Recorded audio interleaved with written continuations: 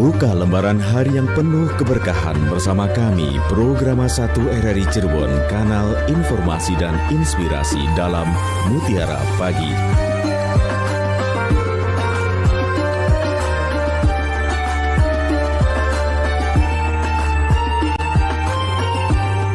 Assalamualaikum warahmatullahi wabarakatuh. Alhamdulillah pendengar, Mutiara Pagi kembali hadir bersama Anda untuk pagi ini, hari Rabu tanggal 15 Maret 2023. Dan acara ini berlangsung sampai nanti pada pukul 5:55 waktu Indonesia Barat. Untuk Anda bisa bergabung melalui telepon 0231849329, WhatsApp ke 081324951935. Pagi ini juga Anda bisa menyimak langsung melalui kanal YouTube kami RRI Cirebon.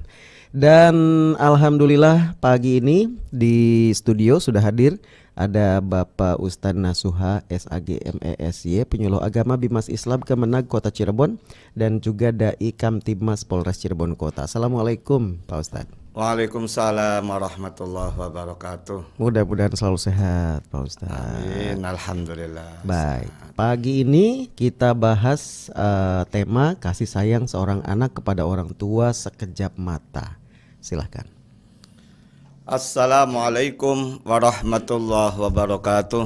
Waalaikumsalam warahmatullahi wabarakatuh. Innal hamdalillah nahmaduhu wa nasta'inuhu wa nastaghfiruh wa na'udzu billahi min syururi anfusina wa min sayyiati a'malina may yahdihillahu fala mudhillalah wa may yudlil fala hadiyalah. Asyhadu an la ilaha illallah wahdahu la syarikalah wa asyhadu anna Muhammadan abduhu wa rasuluh. Allahumma sholli ala sayyidina Muhammad wa ala ali sayyidina Muhammad. Rabbi israh li sadri wa yassir li amri wahlul 'uqdatam min lisani yafqahu qawli. Ya Fattahu ya Alim, iftah lana futuhal arifin. Para pendengar setia RRI Radio Kanal Inspirasi yang dimuliakan oleh Allah Subhanahu wa taala. Alhamdulillah pada kesempatan pagi yang berbahagia ini saya pribadi dan Mas Tono Kartono serta para pendengar di mana berada dalam keadaan sehat walafiat, diberikan umur panjang, sehingga mudah-mudahan dengan umur panjang dan sehat walafiat ini kita menjadi orang yang bersyukur pada Allah Subhanahu wa taala. Amin. Salah satu di antara syukurnya adalah kita thalabul ilmi melalui siaran RRI Radio Kanal Inspirasi. Mudah-mudahan kita mendapat ziyadatul ilmi dan mendapat ridha Allah Subhanahu wa taala. Amin ya rabbal alamin. Salawat dan salam semoga tercurah limpahkan kepada junjungan kita Nabiyyana wa Habibana Muhammad sallallahu alaihi wasallam. Dan mudah-mudahan kita selaku umatnya mendapat syafaat ila yaumil qiyamah. Amin ya rabbal alamin. Para pendengar setia RRI Radio Kanal Inspirasi yang dimuliakan oleh Allah Subhanahu wa taala, pada edisi hari Rabu tanggal 15 Maret 2023 saya akan menyampaikan tentang kasih sayang anak ke orang tua sekejap mata. Tema ini saya angkat beberapa hari yang lalu dan juga beberapa bulan yang lalu. Ada orang tua yang konsultasi kepada saya. Di antaranya konsultasinya dua orang tersebut kaitannya dengan anak-anaknya, di mana ketika orang tua sedang sakit dan orang tua dalam tak berdaya, ini anak-anaknya itu tidak ada yang mau mengurus.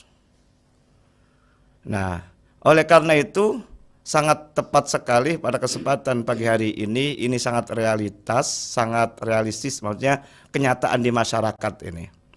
Padahal kasih sayang orang tua ke anak adalah sepanjang masa, ataupun kasih sayang orang tua ke anak adalah besarnya sekelapa. Nah, sementara kasih sayang anak kepada orang tua adalah sepenggalahan. Atau kalau saya menyampaikan kasih sayang anak kepada orang tua hanya seupah. Seupah itu artinya sebiji nasi. Nah, sekarang ada lagi istilah dari orang tuanya yang bersangkutan yang beberapa hari yang lalu konsultasi ke saya. Kasih sayang anak ke orang tua sekejap mata gitu. Para pendengar setia RRI Radio Kanal Inspirasi yang dimuliakan oleh Allah Subhanahu wa taala, Padahal saat waktu dulu orang tuanya masih muda dan jaya, karena orang tua ini pengusaha. Pada bulan yang lalu pun orang tuanya kaya juga, pengusaha. Sekarang 5 hari yang lalu orang tuanya juga sama pengusaha gitu loh. Nah, anaknya tidak sedikit, banyak. Dan anak-anaknya sudah diberikan hibah semua. Hibah orang tua ke anak itu sangat banyak, yaitu sebuah rumah dan ada yang dikasih mobil dan seterusnya gitu loh. Hanya persoalan itu, kata orang tuanya, dia jujur juga, waktu dulu itu dia menikah lagi dengan istri yang kedua. Nah, ini problematika awalnya. Tapi walaupun demikian itu kan orang tua ke siapapun ataupun punya istri satu dulu itu hak mereka dan tidak ada istilah dosa sebetulnya kan gitu. Tapi sekarang orang tuanya sedang tua dan sudah sakit-sakitan, tapi tidak ada yang mau mengurus. Bahkan anaknya itu ada 7. Nah, bahkan ada istilah lain, 10 anak orang tua mampu mengurusnya, tapi orang tua 10 anak tidak bisa mengurusnya. Nah, ini. Para pendengar setia RRI Radio Kanal Inspirasi yang dimuliakan oleh Allah SWT, maka tepat sekali Allah berfirman, innama amwalukum wa auladukum fitnah wallahu indahu ajrun azim. Sesungguhnya harta-hartamu dan anak-anakmu menjadi fitnah ataupun ujian ataupun cobaan.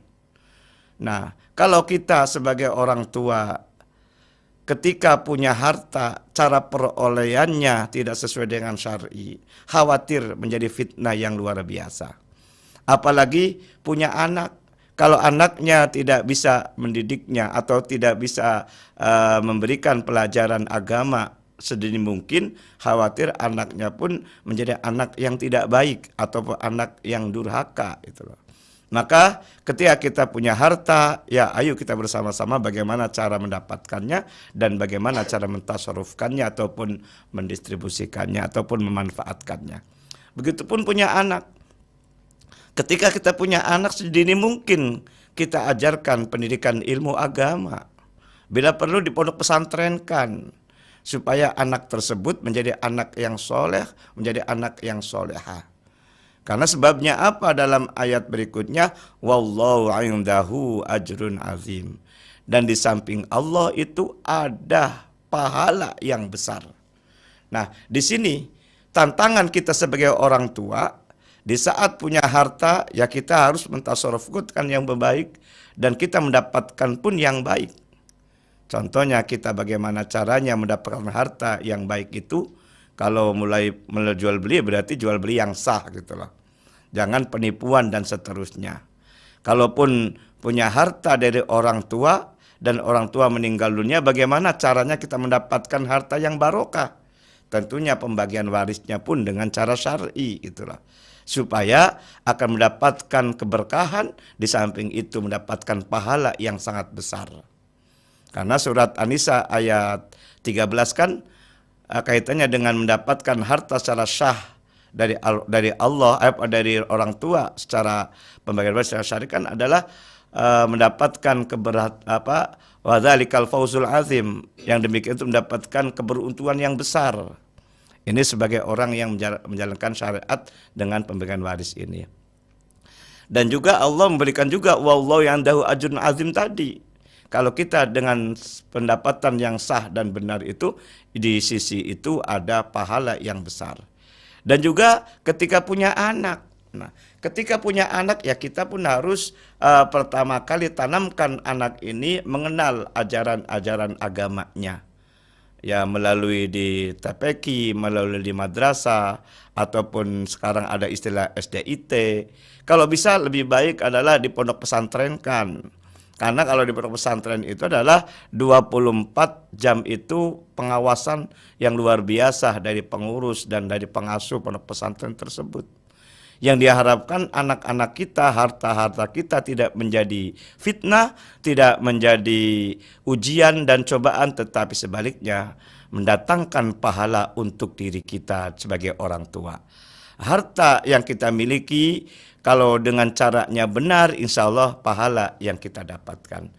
Anak pun sama, memiliki anak yang soleh dan soleha yang senantiasa mendoakan orang tuanya, mendapatkan pahala pula untuk orang tuanya. Para pendengar setia RRI Radio Kanal Inspirasi yang dimuliakan oleh Allah Subhanahu wa taala.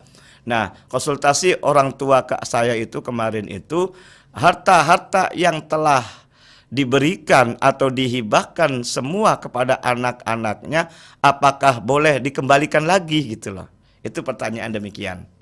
Ya, karena ini harta sudah lama dinikmati atau dirasakan oleh anak-anak, apa dia mau kan gitu, apalagi anak pun punya keluarga dan seterusnya. Kalau kita melihat dari kompilasi hukum Islam buku 2, ya ini ada dalam buku saya ini, dalam kompilasi itu tepatnya pada pasal 212 adalah hibah tidak ditarik kembali kecuali hibah orang tua kepada anak. Nah, di sini. Jadi hibah orang tua ke anak itu bisa ditarik kembali. Nah, tapi apakah mau anak ini? Makanya saya sarankan kepada orang tua yang konsultasi dengan saya ini, ayo duduk bareng bagaimana caranya. Kasihan ini orang tua yang sudah tua renta, yang sudah sakit-sakitan, gak ada yang ngurus gitu loh.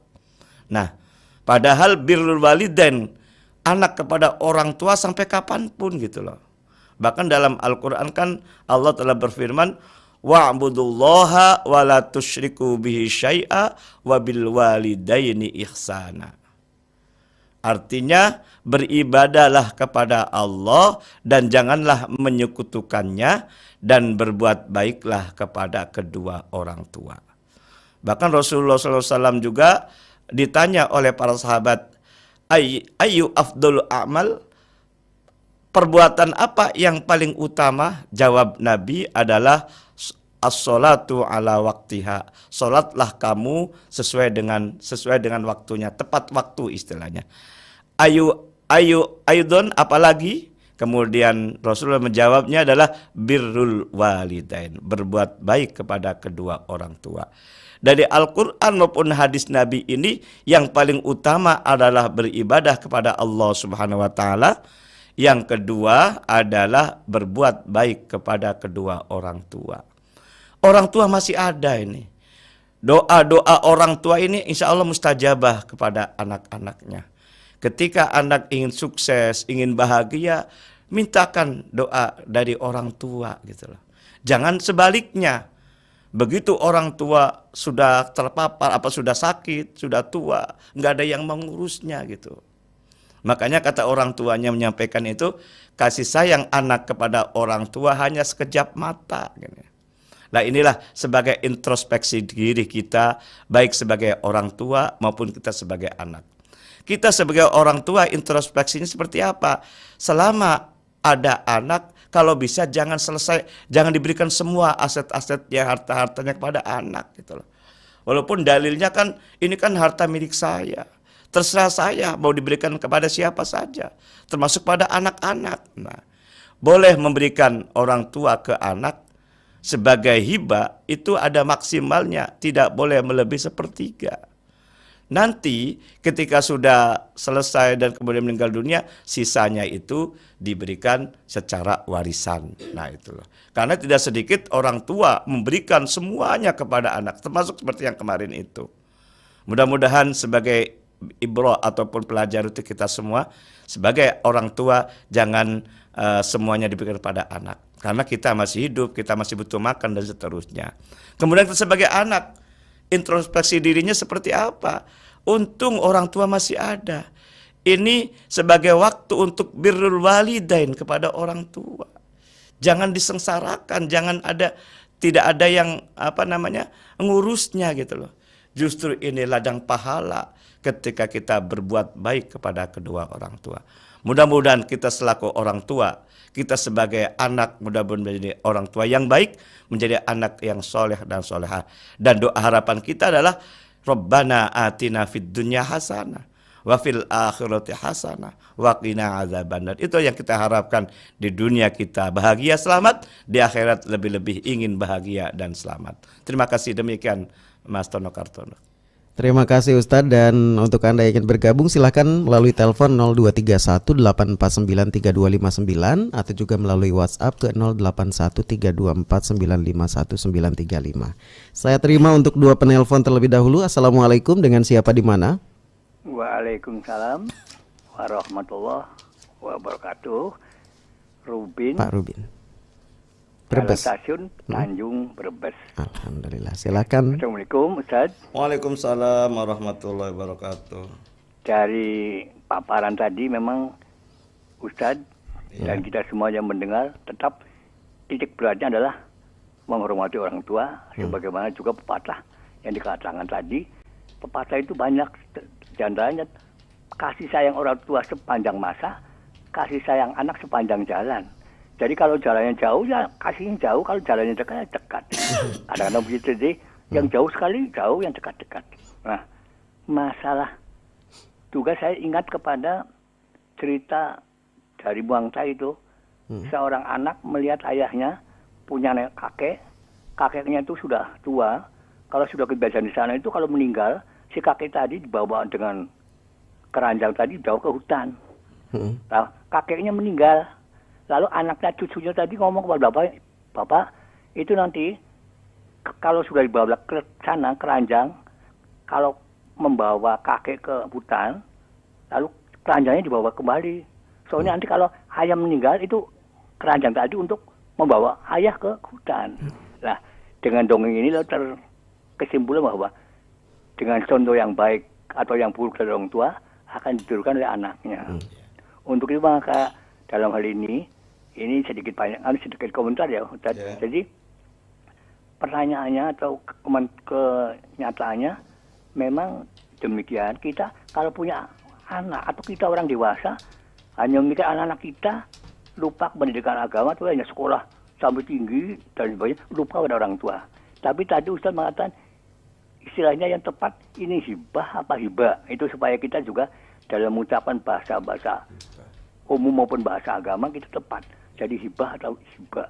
Untuk itu kami tadi sependapat dengan yang Ustaz katakan, orang tua memberi hibah kepada anak dan hukumnya bisa ditarik kembali.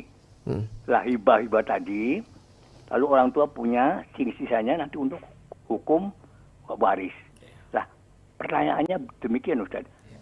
Bagaimana perasaan kita atau anak-anak kita supaya mereka menyadari bahwa hukum misalnya itu benar dan hukum 2:1 itu perlu disadari. Ini bagaimana penyadaran kita kepada mereka. Barangkali itu saja Ustaz pertanyaannya. Matur nuwun. Wassalamualaikum warahmatullahi wabarakatuh. Waalaikumsalam warahmatullahi wabarakatuh. Pak Rubin ini betul-betul memang menyimak ya apa yang disampaikan Pak Ustadz sampai detail-detailnya tuh pas banget gitu. Kita coba undang lagi untuk pendengar selain Pak Rubin ke 0231849329, WhatsApp ke 081324951935. Ternyata memang belum ada yang gabung Pak Ustadz, jadi ini memang kesempatan untuk menjawab poin-poin yang disampaikan Pak Rubin nih, silakan. Terima kasih Pak Dek Rubin yang senantiasa menyimak pemaparan yang telah sampaikan saya tadi. Ini kaitannya dengan cerita dari Pak Dek Rubin. Dan kemudian kesimpulannya ini emang orang tua itu kadang-kadang kopian anak dari anak gitu loh. Atau sebaliknya juga kita sebagai orang tua ini tergantung. Kalau orang tua dulunya sebagai anak itu tidak baik, khawatir jatuh kita sebagai orang tua akan tidak baik pula gitu. Akan diperlakukan seperti itu seperti itu juga. Mohon maaf, seakan seperti hukum rimba lah ibaratnya kan gitu loh. Ya makanya ada disiplin ilmu itu sebagai keseimbangannya kan gitu. Jadi kalau bisa ya terutama ilmu-ilmu yang ada ini kita pelajari dan seterusnya, sehingga tidak ada istilah hukum rimba dan seterusnya kan gitu. Memang anak itu kadang-kadang sebagai kopiannya kita gitu loh. Kalau kita di pelajaran sebagai guru, sama siswa-siswa atau santri-santri pun tergantung kita sebagai guru, kopiannya juga kadang-kadang. Maka kita sebagai guru hati-hati gitu loh. Kita sebagai orang tua pun hati-hati gitu. Jangan sampai ketika kita ini tidak baik sama orang tua, khawatir kita akan tidak dibaiki dari anak-anak kita juga, kan gitu loh. Nah, di situ kesimpulannya demikian. Adapun masalah istilah bukan iba tapi hibah. Hibah. Ya, mungkin saya bahasanya karena kecepatan ngomongnya paling. Kalau hibah itu adalah pemberian seseorang kepada orang lain secara sukarela, kan gitu lah. Sama orang tua kepada anak adalah pemberian hibah. Kalau ibah kan kasihan gitu lah. Ibah itu bahasa Jawa itu ya. Ada lagi gibah. Gibah ya. Hibah itu artinya kan ngerasain apa? Membicarakan seseorang kejelekan keburukannya, kan gitu loh. Hibah itu loh. Nah, di situ istilah yang mungkin bahasa saya ini terlalu cepat ngomongnya gitu loh. Jadi kita sebagai orang tua introspeksi, jangan semuanya diberikan kepada anak semua. Tugas kita sebagai orang tua kepada anak itu adalah dari mulai lahir sampai dia kawin gitu, dia nikah gitu loh. Nah, biar dia mandiri dan seterusnya. Di samping itu bekali ilmu agama, bekali ilmu pendidikan gitu loh. Lebih baik memberikan ilmu pendidikan kepada anak, caranya di pondok pesantren karena disekolahkan minimal S1, biar nanti dia mencari rezekinya gitu loh.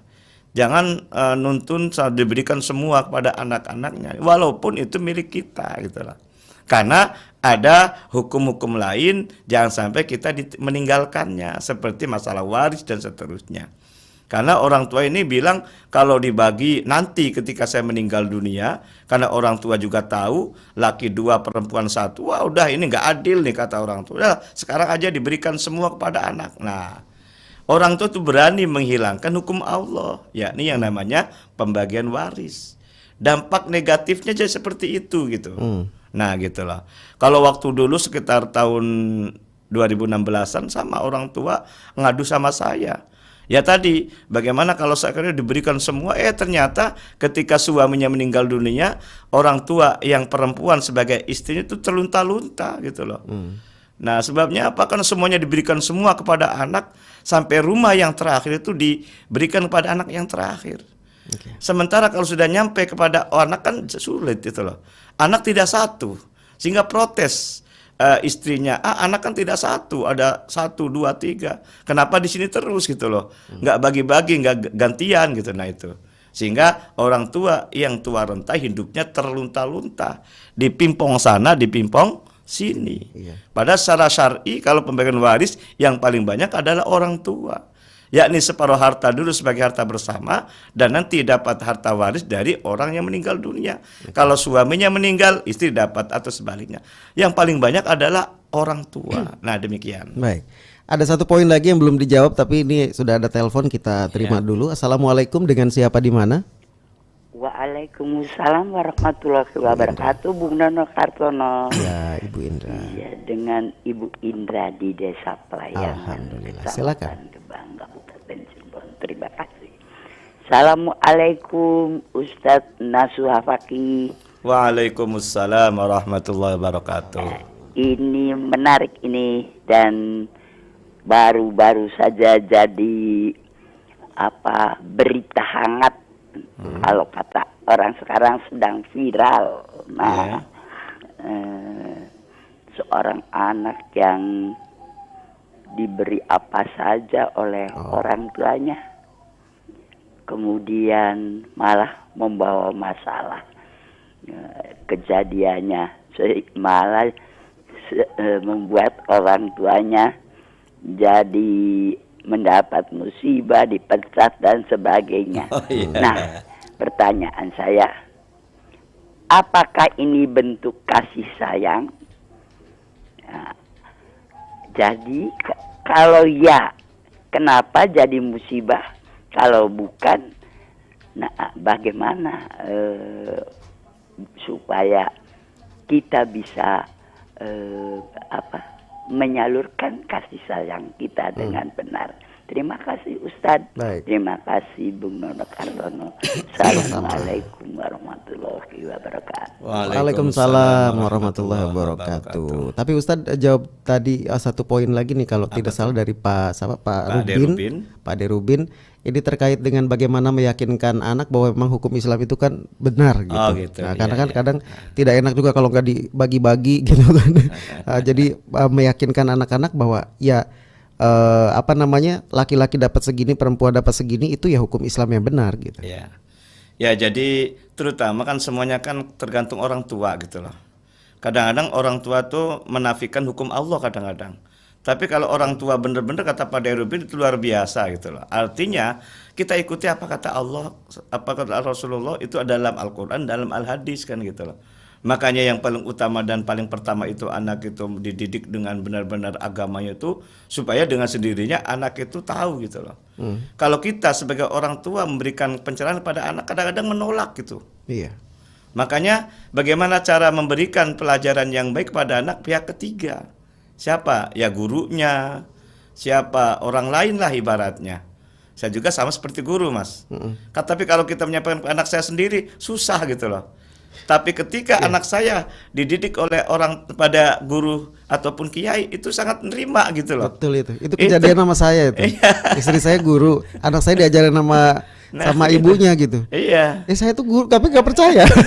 Ya makanya karena hidup kan zone politician ibaratnya kita hidup kan bergantung pada orang lain kan gitu. Saling membutuhkan satu dengan yang lain. Betul. Maka di situ adanya pendidikan, adanya lembaga pendidikan itu tujuannya adalah untuk kolaborasi antara satu dengan yang lainnya kan gitu.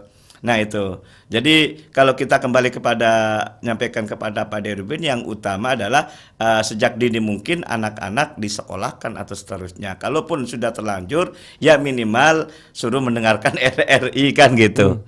Nah gitu, ataupun lihat yang sekarang kan namanya belajar kan tidak dalam ruang saja kan. Kata kiai saya pun belajar itu di mana tempatnya saja itu kita belajar gitu loh.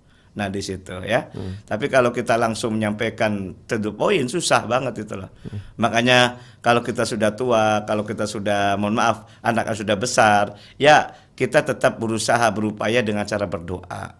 Dengan berdoa ini mudah-mudahan anak bisa terarah dengan Allah sampaikan. Amin. Ya melalui doa kita sebagai orang tua kan. Rabbana hablana min azwajina wa dzurriyyatina qurrata ayun waj'alna lil muttaqina imama. Nah di situ ya. Ibu Indra. Ibu Indra kaitannya dengan yang telah viral sampai sekarang itu ya mungkin kasusnya singkatnya kasus David lah ibaratnya gitu. Saya Mario. saya juga melihat kasihan orang tua ya Allah gitu loh.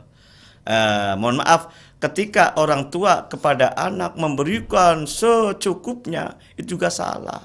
Belum saatnya anak menerima itu gitu loh. Makanya yang paling tepat kita sebagai orang tua ini kasih sayang itu bukan berarti melulu semua kepada berikan semua anak, tidak. Makanya tadi Al-Quran telah menyampaikan innama amwalukum wa auladukum fitnah itu. Sesungguhnya harta-hartamu dan anak-anakmu khawatir sebagai fitnah. Ujian, cobaan kan gitu loh. Maka setback ke belakangnya seperti apa? Dan ingat juga kita sebagai orang tua cara mencari harta pun kalau dengan cara mohon maaf tidak baik atau tidak halal itu menjadi bahaya juga kan gitu loh. Karena apa yang kita makan ini menjadi darah, menjadi daging. Nah, darah dan daging ini akan muncul ujungnya adalah di hati kan itu loh.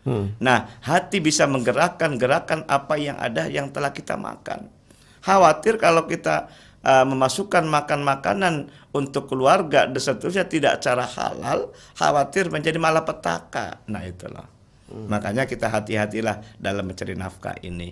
Berhati-hatilah untuk memberikan makan dan minum kepada keluarganya. Nah demikian. Baik, jadi ada dua yang penting menurut saya yang apa yang disampaikan Pak Ustadz. Yang pertama itu kasih sayang itu tidak melulu dengan fasilitas gitu ya. Betul. Kemudian yang kedua pertanyaannya adalah dapat dari mana harta yang kita berikan kepada anak itu, karena itu akan berdampak juga terhadap anak ya, keluarga. Ya. Baik, silakan yang ingin bergabung, tapi saya bacakan dulu WhatsApp yang sudah masuk ke 081324951935. Ini dari Mbak Ulul di Talun. Assalamualaikum Pak Ustadz. Izin bertanya, perasaan dosa sama orang tua sangat besar sekali. Apakah dengan sholat tobat dan menyesal atas dosa terhadap orang tua akan diampuni sama Allah? Kadang tangisan ini tidak terasa atas penyesalan dosa terhadap orang tua. Terima kasih Pak.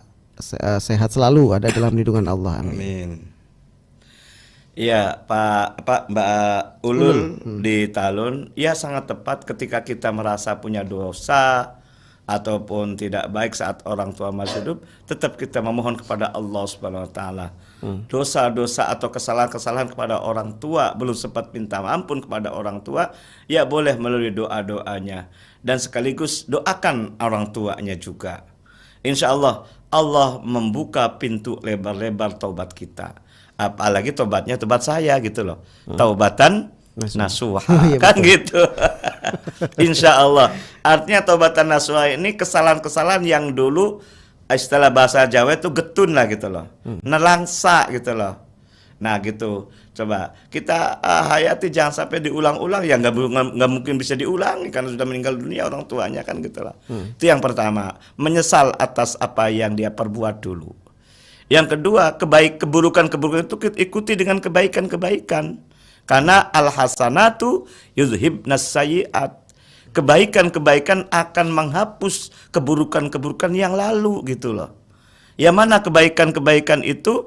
Ya kalau kita mau mendoakannya, doakan setulus ikhlas untuk orang tua. Karena orang tua ketika meninggal dunia, mohon maaf dalam barzah atau dalam kubur belum tentu dia senang bahagia. Bisa juga siksaan kubur sedang dialami gitu loh. Nah ketika orang tua mendapatkan siksaan kubur, kemudian anak-anaknya mendoakannya, insya Allah akan diringankan siksaan kuburnya, kan gitu loh. Inilah salah satu di antara kebaikan anak kepada orang tua. Mudah-mudahan dengan doa-doa kita sebagai anak ini bisa meringankan siksa kubur orang tua di alam kubur itu. Kemudian yang kedua, bagaimana caranya supaya berbuat baik kepada orang tua sudah meninggal dunia? Usahakan sering-sering bersedekah, berinfak atas namanya gitu loh. Bila dulunya belum berkurban, taruhlah dia bisa kita sebagai anak memberi kurban untuknya gitu loh. Supaya doa dan amal kebaikan walaupun dari anak untuk orang tua itu akan tersampaikan gitu loh. Itulah yang harapan kita sebagai anak. Jadi anak yang soleh itu tidak mesti saat waktu hidup orang tuanya. Saat meninggal dunia pun tetap kita berbuat baik. Dalam kitab Izatun Nasin itu ada 10 amalan orang anak pada orang tua walaupun orang tua telah tiada. Gitu. Oke. Baik. Kita ke telepon lagi. Assalamualaikum, dengan siapa di mana?